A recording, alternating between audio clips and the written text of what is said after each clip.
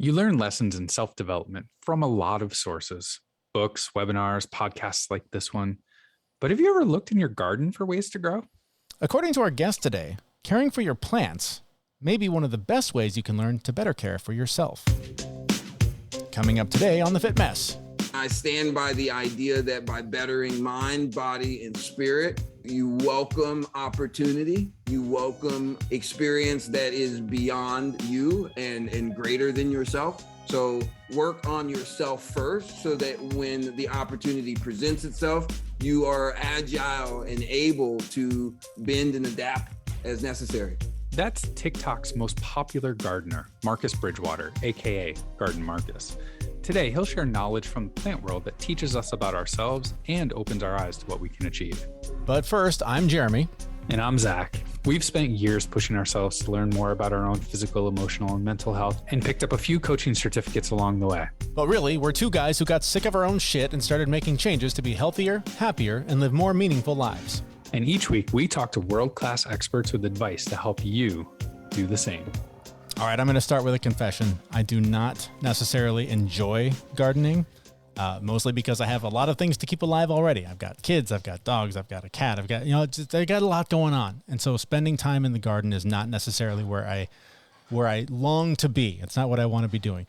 But I respect the shit out of people that can do it and can do it well. And as we're about to discover, there is a lot we can learn about better self-care from going outside and bare feet and working with our hands and getting them real dirty.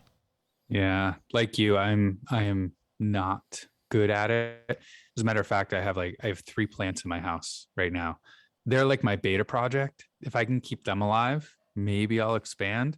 And one of them is doing well. The other 2 are not doing well. And I think they all require different levels of water. And I just, bleary eyed with no coffee in me go and throw water in them. Wait, you're beating me. For example, I know this is an audio podcast, but I'm going to show you this on the screen. This that you're looking at, Zach, is a money tree that my wife has had planted next to my desk for a year.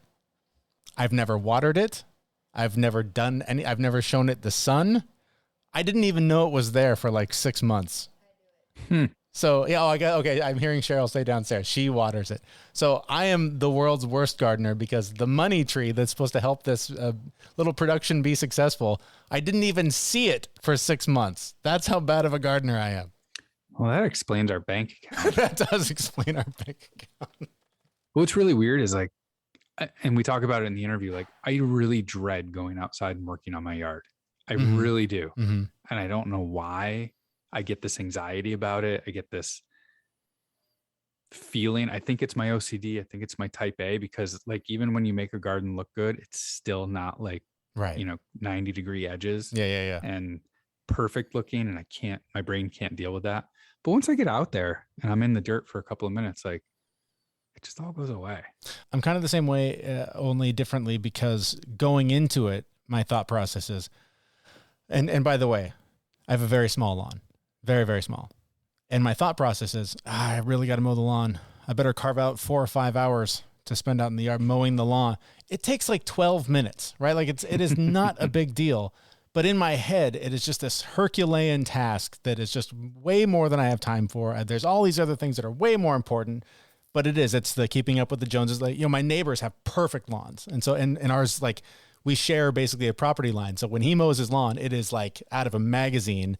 And then there's a line in the grass where it is just 6 inches of just clover and grass. And I'm just I do not know what I'm doing out here. Somebody else needs to do this. My lawn takes about an hour and a half. It used to take 3 hours, and then I upgraded to an actual riding lawnmower. So nice. Well, all of this, though, this isn't just garden chat. As it turns out, working with your hands, working in the yard, mowing the lawn, working with your garden, there's a lot that you can learn about how to take better care of yourself in doing so. And one thing you can do to make sure you're taking better care of yourself is making sure that your body's getting the nutrients it needs. That's why I use Athletic Greens. I have to tell you, I noticed a difference on day 1. I felt better and didn't have that 4 p.m. energy crash that I thought was normal.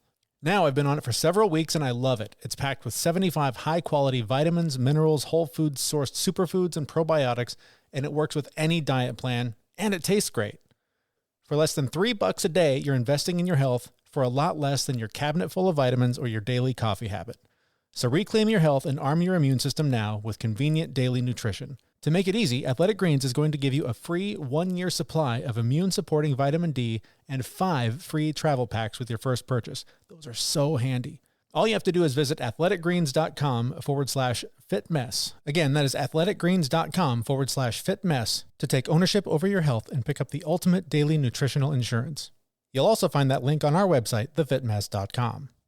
So like you said earlier, this isn't just garden talk. We are talking about how you as a person can grow as well into a better human being. Our guest today is TikTok's most popular gardener, Marcus Bridgewater, aka Garden Marcus. We started by asking him where his passion for plants came from.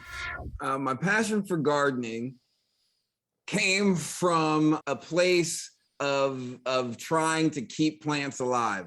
I got my first house after I came to Houston, Texas, and I was working at a private preparatory, and I bought my first house, and my oldest friend's mom, she owned a nursery, and she gifted me 16 plants as a housewarming gift. So me and my mom, we drove them back to the house. I put them all over the house, and within 2 months, more than half of them were gone. See, this is why I'm not a gardener. I got 2 kids, 2 dogs, a cat, a wife. I got too many things to keep alive. I can't keep plants alive too. I can understand that, buddy. I truly can. I don't have that long list of things. I just have about 250 plants inside and like 700 or so outside. Wow, that's amazing. Yeah, but I won't say that amounts to what a kid's running around will feel like. Hopefully I'll know what that feels like someday. So I got those plants home. I was really, really desperate to keep the rest alive. So that sparked one of my quirks, which is like, okay, now I gotta research. So I was doing research and I learned some things, but a lot of things didn't work for me. One of the things I found out I was just watering too much, really. So I started trying to just temper myself, be conscious of what I was doing. And that led to someone saying, hey, you like plants and you talk about, and you've asked a lot of questions about these plants that you wanted to keep alive. Have you ever considered going to your local department stores, nurseries, and asking for their discounted plants? And I had never considered that was even an option. So I went to inquire and came back with truckloads of plants that were pretty disgusting looking in a lot of ways, but they were my opportunity to learn. And I spent the next long while nurturing and developing connections, and then you'd see your sprout of a green leaf and you're like, score, and then it turns into a vine and you're like, oh my gosh, and then now it's a full-on plant and you're like, that's awesome, we're buddies, we did it. And so it was a great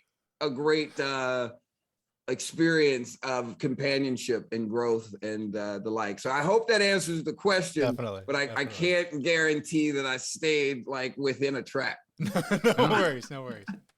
So, but with that, just the plants themselves, they kind of gave you a moment of realization that, caring for plants and caring for people are similar, especially yourself, right? Mm-hmm. Yeah. There was a moment of aha that happened where I had some ferns in my sweet potato that I had been nursing back, and I moved it to a location and it started to die down. And the fern did the same, but I had other ferns that I had brought back and other sweet potatoes that were still doing okay. So it was like, what happened to these? So after a couple weeks of watching them decline and was like, well, they don't like it here, I simply moved them to a new location. And I watched them start thriving again within a couple weeks. So I had this aha moment that I can't make them grow, but I can provide and nurture environments where they want to grow. And that changed how I interacted with all facets of life all over the place, because all of a sudden it was more about nurturing the environment and nurturing the relationship of whatever that living creature was, not just trying to force that living creature to do something. Yeah, I definitely want to get into that, but I'm also curious about how that impacted your own life. Did you bring sort of your own mental health struggles to the garden and start to sort of find solutions to problems you were having? How did that come together for you? Well, I had been brought to Texas to be a teacher, an administrator, and a technical director at a private preparatory. And the 40-hour weeks at different points in the year became 70-hour weeks, 90-hour weeks. And so those weeks were really taxing on my mind, my body, and my spirit. And I found that I would be in a state of decline, and my well-being would suffer, my temperament would suffer, my creativity, my ingenuity, all those things suffering. So I sought out solutions, but then at the same time, I had this garden. And anytime I spent in the garden, I found my well-being being nourished. So I saw this correlation. I was like, well, I need to spend more time in my garden, even during the times where I'm the busiest, even though it's really hard, because it's going to make it easier for me to get through those long days. It's going to make it easier for me to transition. So the garden became an incredible reprieve to help me adjust to the long hours and to the hardships that I was experiencing. So the garden became a great tool to make sure my mental health was focused on positivity and rooted in peace. I think that's so important. That's something that people ask us about all the time is sort of mindfulness, meditation, and people, especially people that struggle to meditate. I often encourage them to just take up a mindfulness practice, and something like gardening, something where you can just sort of lose yourself in the activity. Talk about how important that is to just find that time to slow down and really just focus on what's in front of you. It's essential. I go back to why I think our plant companions have the will to grow despite the plethora of things they face and in terms of adversity, is because they are able to focus on their growth and make it incremental, moment by moment, and let that be what their focus is. We as human beings can easily get distracted. And so finding things that have versatility to them, I find, especially for my mind that can go all over the universe and be in any given place at any given moment, the garden keeps me focused so that my abstract thoughts can still exist, but they're able to be filtered in a way that makes them so much more cohesive. And I found that when I describe this thought process to my elders or to people who are masters in their field, it seems to be the same essence. I'm not a master in the field of gardening by any means, but the idea is the same, that you can lose yourself in whatever it is that inspires you while you push yourself and you learn, and you also utilize facets of your creativity you never thought of. But to get to that state, you have to, in the now, focus and find patience to see the nuances, to try new things, to engage with what is there in front of you. And one of the biggest distractions from engagement, this up here and what you're doing with it. And most of us have done this as a means of keeping track of what we're doing here. So we're completely discombobulated on our engagement. Absolutely. In order to engage the outside, we typically now got to pull out this thing, which is a contradiction in a way. Yeah. Yeah. I would argue the hundreds of plants you have on your property there would disagree with your statement that you're not a master, because you make it look good. Well, thank you very much. I appreciate that. I'll tell you this: the masters out there have not sent me a certificate. I have not had the long bearded guy hand me the staff yet, so I await the knighting. Well, while you're waiting for that, I do want to ask about the few times I do get out in my flower beds in my yard.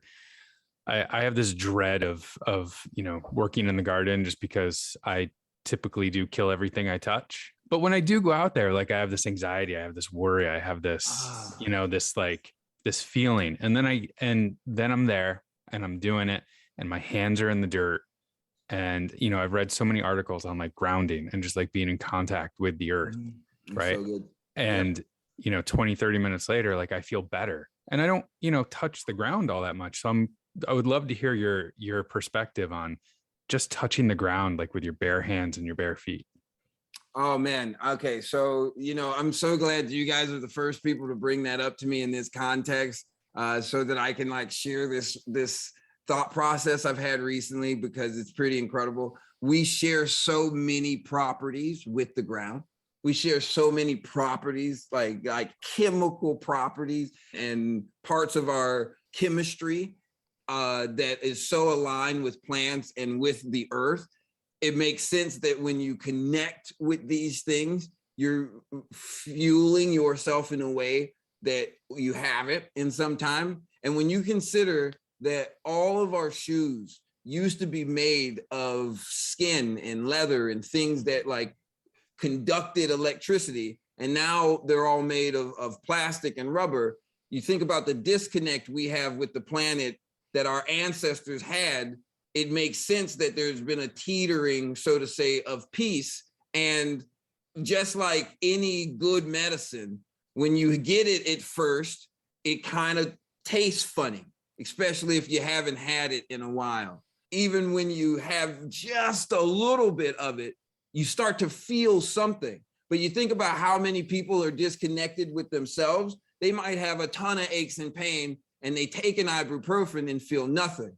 But the guy who's been really conscious of himself, he takes the ibuprofen and he feels its effect immediately. Well, the chemicals were the same. The difference was the person and where they seated in their own being. So I'm a firm believer that the ground is an incredibly effective tool that I think we should be trying to utilize as we age and as we grow. And I think a lot of people are not utilizing the tool because they don't give themselves the 30 minutes that you have. They say, I put my hands on the ground, nothing happened. It's like, no, that's not how that works. It's a very temporal process. It's a very slow and steady, very elongated process. And you have to appreciate each step and part of the process if it is truly to have the medicine you need. So how does that work? What's a better way to engage with the earth and with ground to get all of those benefits that you're talking about?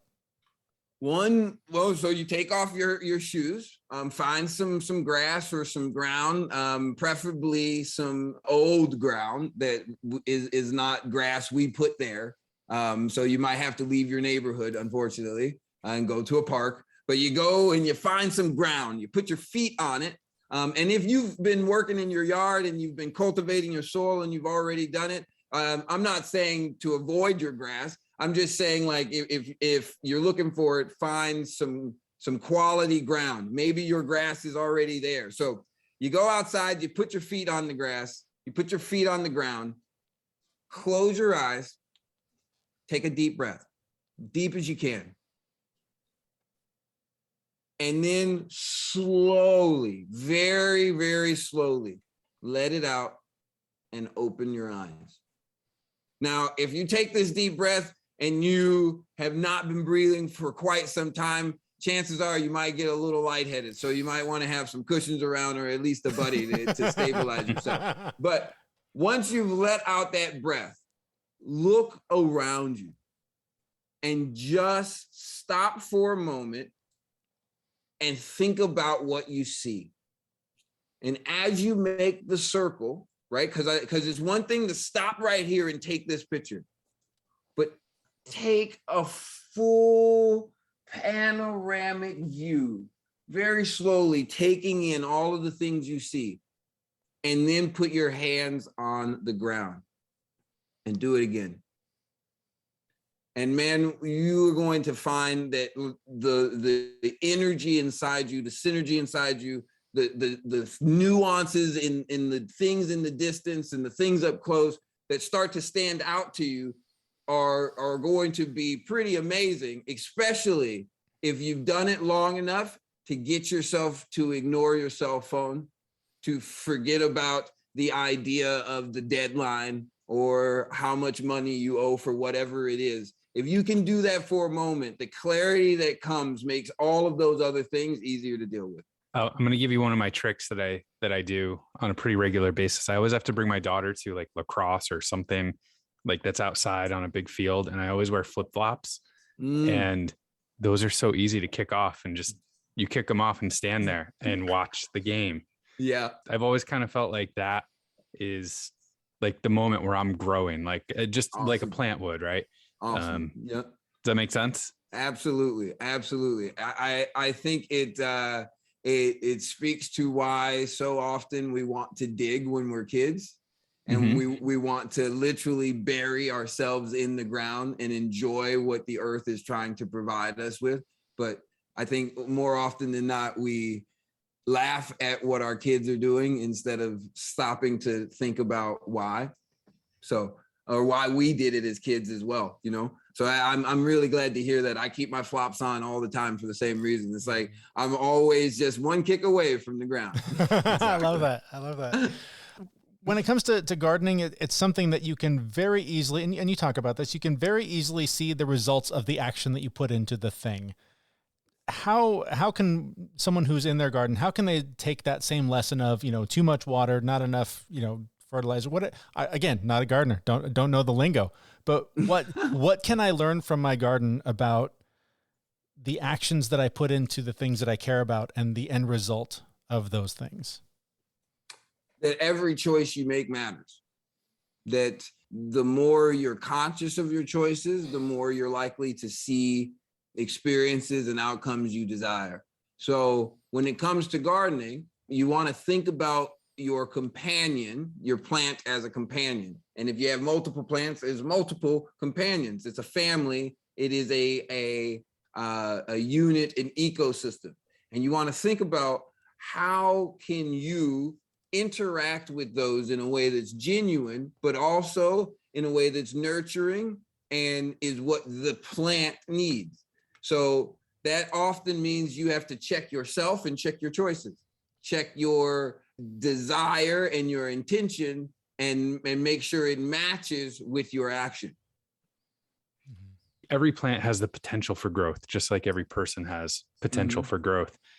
Have you seen like direct correlation, like in how a distressed plant grows and becomes healthy and whole, and a human being can do the same thing? Have you seen anything like that? Absolutely. I've seen so many. What comes to mind immediately is, I talk about this in the book, Life versus the World, the condition of, and for the listeners, just for the sake of the nature of what we're talking about, life is the energy inside us, and the world is the institutions and the industries we created to make life better. But somewhere along the line, the world took on its own desires and stopped caring about making life better. Now the world is just caring about expansion at any rate. And so with the expansion at any rate, with the lack of appreciation for kindness, patience, or positivity, we have created industries around produce and product that then yield waste.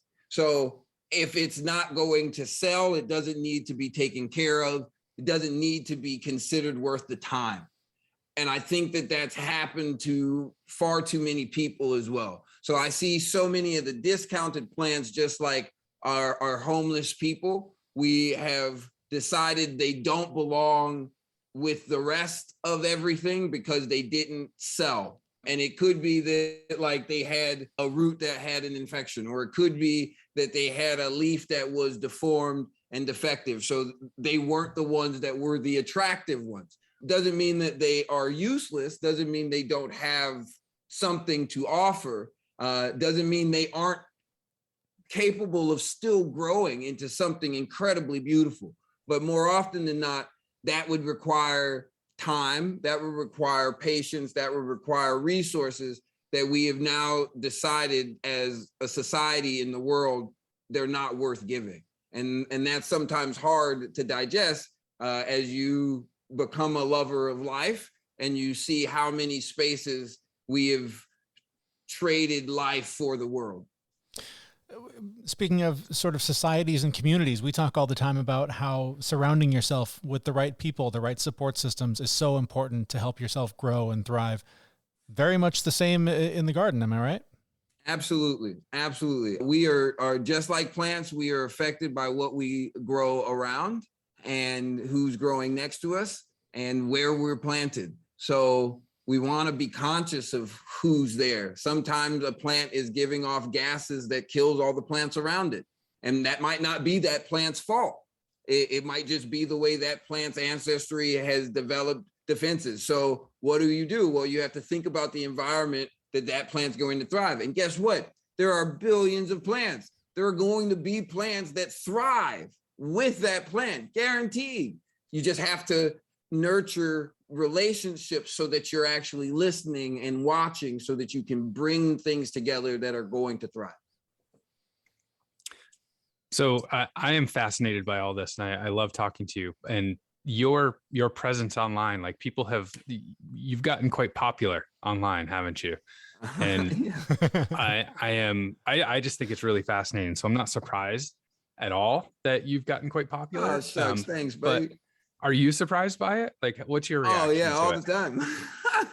Right, because you were a regular on TikTok before this, right? No, actually, not at all. That's a great joke because I thought TikTok was a calendar app before I got onto TikTok. I mean, when you think about it, right, as a guy who's an administrator at a time, he's like, oh, they've come out with another app. Yeah. And I was like, oh, dude, that's great. I hope it helps people show up on time. No one shows up on time. We need one of those. So I thought TikTok was the solution. Turns out I was wrong. Anywho, no, I did not know that this is what would happen. I did not necessarily see this coming. And in that same light, for all of the youth out there who want to be influencers, who want to be in positions of influence, I did not chase this. And I stand by the idea that by bettering mind, body, and spirit, you welcome opportunity, you welcome experience that is beyond you and greater than yourself. So work on yourself first so that when the opportunity presents itself, you are agile and able to bend and adapt as necessary. I love that. All right. I want to convince my wife that I know what I'm doing in the gardening. Clearly I don't. Where do I start? If I'm a newbie, I got to figure this stuff out and look smart. Where do I begin? I would say you begin with whatever inspires you. As a person, you go to your local department store, you go to your local nursery, you're going to walk up and down the aisles, you're going to look left and right, and you're going to take some time, take some deep breaths, and see if one of the plants calls to you. And if it doesn't, try another place. But eventually, one of these plants is going to call to you. And when it does, that's the plant you want to start with, because that's the one you're going to learn the most about. That's the one you're going to actually care about. That's the one you're going to develop a good relationship with. And because I believe so much of growth is about relationships, I think the more we start with quality relationships, the more we see the growth we actually want to see. My neighbor, when I moved into the house that I'm in, he used to be a landscaper, and he came over one day and just looked at what I was doing, and he didn't even say hi. He was like, hey, are you trying to kill all of your plants? And he gave me some tips as to what I was doing wrong. But I'd love to hear from you, like, what are some of the common mistakes that people make? I know you mentioned earlier, like overwatering, but what are some other things? So overwatering them is one. Another one I think people do sometimes, and I've done this, but again, I've done this for the experimentation, so I don't suggest it, is planting the plants too close together. That also can really negatively affect plants. So you want to make sure you give each plant its space to grow. Another thing that affects plants negatively is a lot of times we put down these different kinds of cloths and things to cover the ground, and we've not really considered the condition of the soil at hand. We've not considered. So if you put that down and then you don't actually make sure that before you put it down, you've got plenty of thick, healthy, rich soil with things underneath it that are going to keep living, you're actually stunting the growth of that area, not necessarily helping it. A lot of times I think we're so busy trying to fight the weeds, we kill the plant. So those are those kinds of things. Also thinking about what pesticides and what insecticides we use, because a lot of times we're like, oh, I see a problem, go to Home Depot, I see a thing that says this is going to be for this thing, and then we use it. We haven't read the label. We don't know that by using this thing, there's a shelf life of 50 years. in the soil. So then the next thing you go to plant, you have a really hard time and you don't know why. And it's actually because of what you did way back when, not what you're doing now. All right. Well, before we ask where we can find you on TikTok and all of the places online, is there anything important here that we have not touched on that you want to make sure we mention? Well, the only thing that I would talk about would be kindness, patience, positivity. I know I touched on it a little bit earlier, but it's really important that we share more kindness, patience, positivity with ourselves and with each other. And one way I've been talking about that is with seeds, like we were discussing. And the idea is every choice we make is a seed planted in the forest of our future.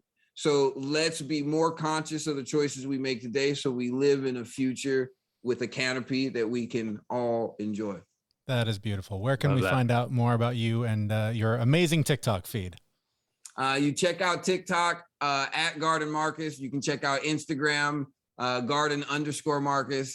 You can also check out my company on Instagram at Choice Forward. The websites are choiceforward.com and gardenmarcus.com. And please check out How to Grow. It is available everywhere books are sold.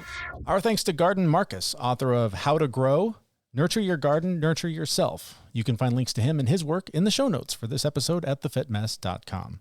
So one thing I really loved about that interview, and I've seen this so many times in my life, is, somebody needs to grow, or maybe they want to grow, but they're just not there yet. Putting them in the right environment can just be all that mind shift that they need to get them to grow. So I loved how he talked about, some plants just need to be in a different environment in order to grow and sustain themselves. And it's the same thing with people. Like sometimes we're just in the wrong environment or surrounded by the wrong people, or like myself, my own inner voice, being the wrong environment. Right. Yeah. And sort of to that point, he talked about the fact that, you can't force a plant to grow. You can only nurture what's around it and have it in a place where it has the opportunity to grow. And so I think that's a really important thing to keep in mind, especially maybe not for yourself, but if there's that person in your life that you're like, oh, why don't they see themselves the way I see them?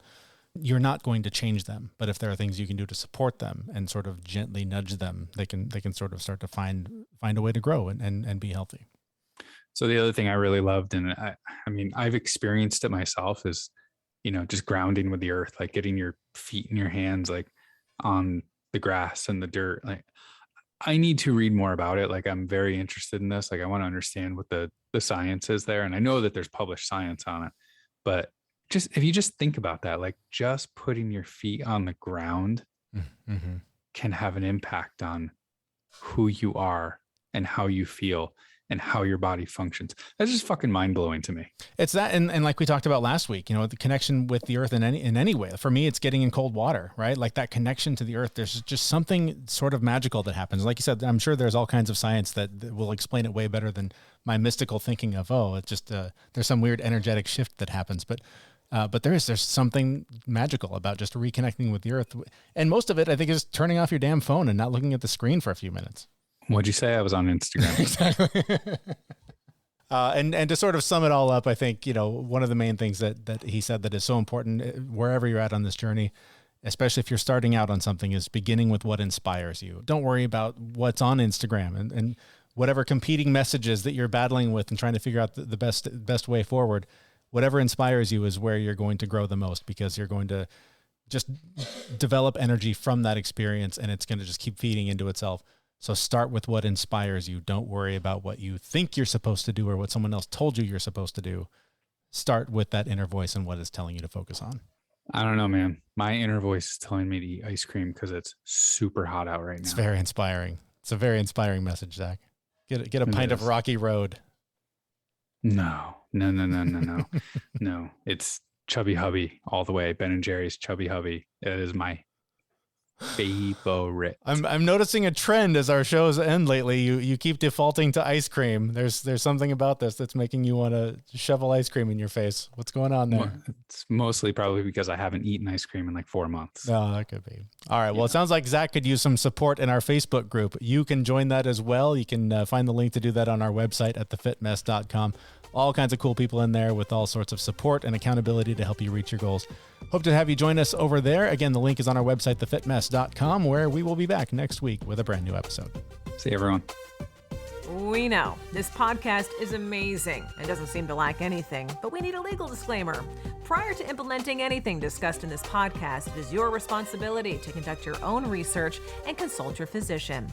You should assume that Jeremy and Zach don't know what they're talking about, and they're not liable for any physical or emotional issues that occur directly or indirectly from listening to this podcast.